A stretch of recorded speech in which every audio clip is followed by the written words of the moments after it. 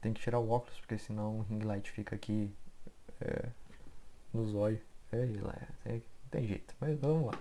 Hoje o vídeo não é sobre meditação. Se você viu o maravilhoso título, hoje eu quero falar um pouco sobre a questão de prevenção em saúde mental. Tá? É uma longa discussão se eu ficar falando aqui sobre quem são os profissionais adequados para trabalharem com saúde mental e etc, etc, etc e tal. Mas eu vou falar de mim, né? Como eu faço esse trabalho de prevenção com os meus clientes. Então, vou criar aqui a Camila. Camila é o nome fictício aqui que eu crio nesse momento para exemplificar para vocês, mais ou menos, como é essa importância da gente ter prevenção, né? Como funciona essa prevenção e como eu trabalho essa prevenção com os meus clientes. Primeiro, é muito importante que a gente entenda a nossa cultura. Culturalmente, nós, brasileiros, eu não vou falar dos outros países, porque eu não conheço a cultura dos outros países, eu só conheço o Brasil, né, nesse aspecto, porque eu convivo com brasileiros, né, então não tenho nenhum tipo de respaldo para pegar e falar, não, convivi com alemães e eles são iguais a gente. Não sei, né, se tiver alguém aí que tenha convivido e fala, não, são iguaizinhos aos brasileiros nesse aspecto, show de bola. Mas nós brasileiros adoramos remediar as coisas. Nós não gostamos de prevenção. Nada, absolutamente nada. Se parar pra pensar em nada, nós gostamos de nos prevenir. A gente sempre tá, né? Não, depois resolve, outra hora a gente resolve, outra. Sempre é assim, né? Com saúde mental, menos ainda, né? Ninguém previne saúde mental, ninguém faz prevenção em saúde mental. Por ninguém, obviamente, entendam uma quantidade grande de pessoas que não fazem isso, né? Talvez uma ou outra pessoa aqui e ali, né? Nesses 5 anos de trabalho, eu recentemente encontrei uma cliente que veio até mim falando, olha, eu quero prevenir a minha saúde mental, quero estar prevenida em relação a certas coisas. Eu falei, olha, que legal, em 5 anos, né? Então, dificilmente a gente encontra uma pessoa disposta a isso. Então, prevenção em saúde mental. Como funciona? Como eu trabalho isso, né? Claro, existe todo um contexto social, existe todo um contexto político, etc. As mil e umas dimensões, religiosa, sexual, as trocentas dimensões que englobam o ser humano e nós não podemos de forma alguma fragmentar essas dimensões. Achar que uma é mais importante que a outra ou que uma não vale a pena ser trabalhada. Tudo influencia o ser humano, claro, de acordo com aquele indivíduo individual, né? O próprio nome já diz isso, com aquela própria pessoa, como ela se relaciona com determinadas dimensões.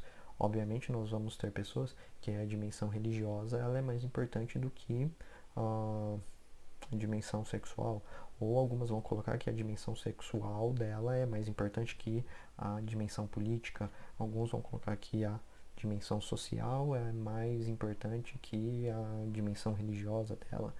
Cada um de nós temos dentro de nós diversas dimensões. Eu citei só 4, existem mais trocentas. Dá para se falar das mais diversas dimensões. Existe a dimensão dos estudos acadêmicos, trabalho.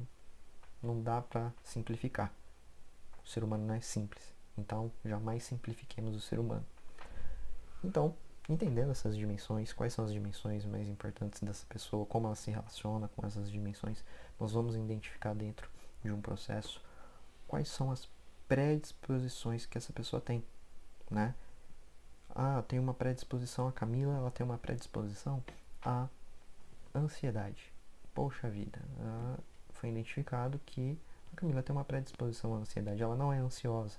Existe uma predisposição, existem algumas características, existem alguns elementos dentro do ambiente dela, né, tanto o ambiente físico como o ambiente mental, que podem propiciar com que a Camila se torne uma pessoa ansiosa, que ela sofra com ansiedade. Legal, a gente identificando isso junto de uma psicoeducação, vamos assim dizer, a gente ensina a Camila como funciona a ansiedade, como aparece a ansiedade, o que é ansiedade e o que não é ansiedade. E aí a gente desenvolve isso junto com o cliente, no caso, a Camila fictícia aqui.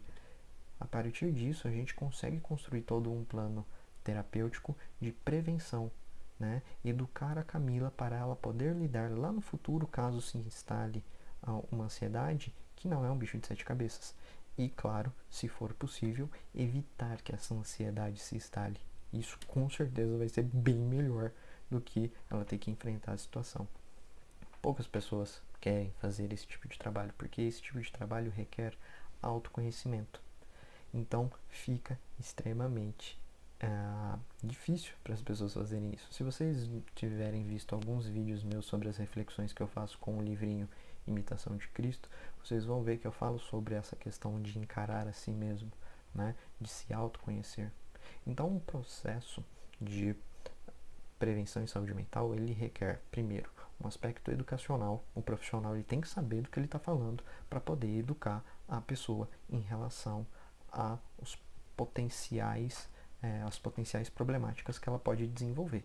Segundo, nós temos que ter autoconhecimento, promover esse autoconhecimento, fazer esse encontro do cliente com ele mesmo, porque sem esse encontro do cliente com ele mesmo vai ficar difícil. Não tem como o cliente trazer as informações, sendo que ele mesmo não consegue se autoconhecer.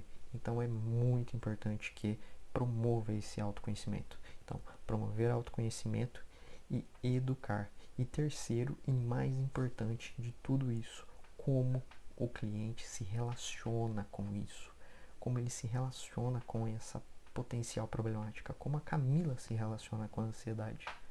É muito importante isso, porque a maioria das pessoas, o que elas fazem? Elas simplesmente pegam, aqui atrás em algum lugar tá o meu CID-10, e falar, ok, a pessoa tem ali transtorno ansioso X, legal, e tenta enfiar a pessoa dentro daquele diagnóstico.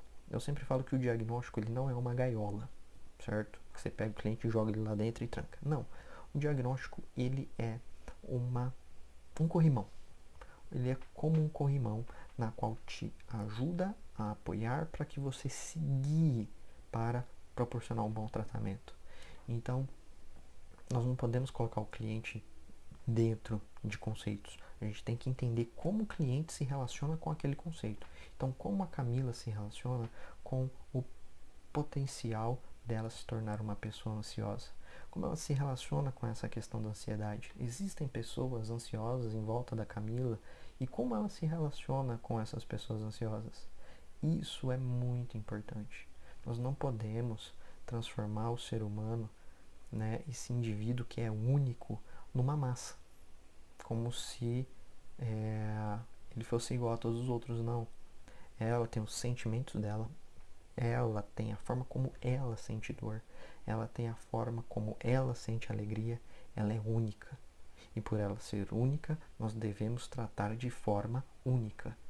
Claro, existem alguns elementos que são básicos para que a gente possa proporcionar um bom início, mas depois as coisas vão desenvolvendo de forma única com o cliente, porque ele é único.